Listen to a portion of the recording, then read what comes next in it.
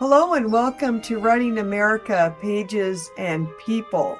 If you're here to learn about an American author and some of their works, then you're in the right place. My name is Rachel Rigolino, and I'm an instructor in the English department at the State University of New York at New Paltz. So come on, we'll watch this video and leave some comments below. Kate Chopin was born in St. Louis, Missouri in 1851 in a well-off French Creole community. Her father died when she was a child in a railroad accident after a bridge collapsed, an incident which likely informed the plot of one of her most famous short stories, The Story of an Hour. As a young girl and adolescent, Chopin became well-read and cited authors Walter Scott and Charles Dickens as some of her favorites. When she graduated from high school in 1868, she embraced the upper-class life of a Southern belle, earning respect not only for her looks but her intelligence. In addition to devoting much time to the study of literature, Chopin also was interested in music and supported her local symphony and opera. In 1870, after the Civil War, she married Oscar Chopin, who was also French Creole, and moved to New Orleans. Oscar became a cotton trader, handling sales, finances, and supplies for other plantation owners. While her husband worked, Kate Chopin actually led a fairly independent life.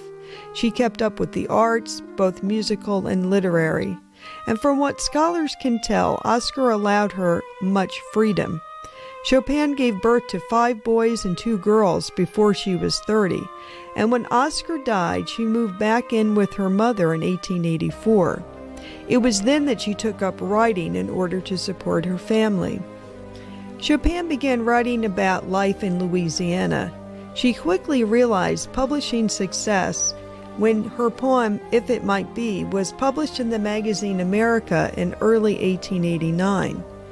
Now, she didn't have as much luck at first with her prose, so she decided to study the French short story master, Guy de Maupassant, to study his technique. And then she soon began publishing not only short stories, but novels as well. The Awakening is considered Chopin's masterpiece. Published in 1899, it chronicles the life of Edna Pontellier, a dissatisfied wife in Louisiana. Edna, who is depicted at the beginning of the novel as a conventional wife, eventually awakens to her desires. Unfortunately for Chopin, critics cited the novel as pornographic. One critic even went so far as to note he was well satisfied with Edna's suicide at the end of the novel, believing the character to be completely unsympathetic. In addition to The Awakening, Chopin is recognized for some classic short stories. Perhaps Chopin's most anthologized short stories are The Story of an Hour, Désirée's Baby, and The Storm. The Story of an Hour, published in Vogue in 1894, features the protagonist, Louise Mallard, who learns that her husband has died in a rail accident. Instead of being devastated by his death, she feels liberated, excited at her future as a widow. Then, within an hour, she finds out that he actually survived the wreck. As one might imagine, critics of the late 19th century found Louise's excitement at being a widow disturbing, and that story was considered controversial as well. Another controversial story was never actually published during Chopin's lifetime, and that is The Storm, which is now a staple in many anthologies of American short stories. It centers on the sexual desires of the main characters. Chopin presents her female protagonist's sexual impulses in a naturalistic rather than a judgmental way, which would have scandalized the publishers of her day. Désirée's Baby is one of Chopin's most interesting short stories. Scholars have noted that the story is situated at the crossroads of gender and race, where the subjugation of women is based on both their gender and race.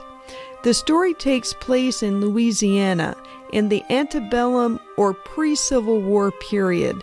Its characters are Creole, descendants of colonists who lived in Louisiana during its period of French and Spanish rule, who typically spoke French and practiced Catholicism. Chopin herself, as mentioned earlier, was a Creole. Elements of surprise play a crucial role in Désirée's Baby. It was widely acclaimed upon publication in 1893, which is very interesting. It has been anthologized and remained extremely popular over the years, while some of her other work actually went out of print. Today, Kate Chopin is celebrated as one of the first feminist authors of the 20th century. Her novels and stories are widely available and the subject of much scholarly interest.